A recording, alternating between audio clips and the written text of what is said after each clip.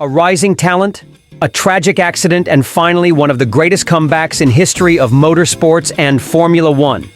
This is the story of the only Polish racing driver to ever race in Formula One, Robert Kubica. Before we start, I want to say that I will not use my own voice on this channel due to the fact that I don't have money to buy a microphone. Robert Kubica was born 7th December 1984 in Krakow. At age of 4, he started racing go-karts and became a Polish and Italian karting champion. After a few years of karting, Kubica moved to a different racing series, Formula Renault 3.5, where he became 2005 Formula Renault champion. Soon, in 2006, Robert became a BMW Sauber test driver and later on replaced Villeneuve mid-season. In 2007 and 2008, he got a few podiums for BMW Sauber and even won a Canadian Grand Prix in 2008. His years in Sauber ended as BMW left Formula One in 2009 season. As BMW pulled out of Formula One in 2009, Kubica had to find another team to keep racing. He found a way to stay in Formula One in Renault.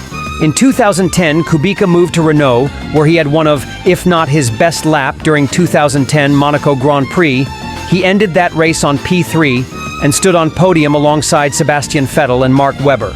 In 2011, 26-year-old driver decided to give rally a shot. He had an awful crash. During that crash, Kubica almost lost his right arm. After it, he was transported to the hospital. Doctors doubted that he'd ever race again.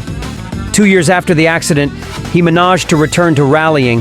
6 years later, in 2019, Kubica came back to Formula One as a Williams driver alongside rookie George Russell. He stayed in Williams racing for 1 year. In 2020, Kubica signed as reserve driver for Alfa Romeo, however, he didn't get a chance to perform that year. Kubica's story is not over yet. In 2025, he is still racing, just not in Formula One anymore. He sticks with AF Corse Ferrari for the 2025 Endurance World Championship, and his story continues.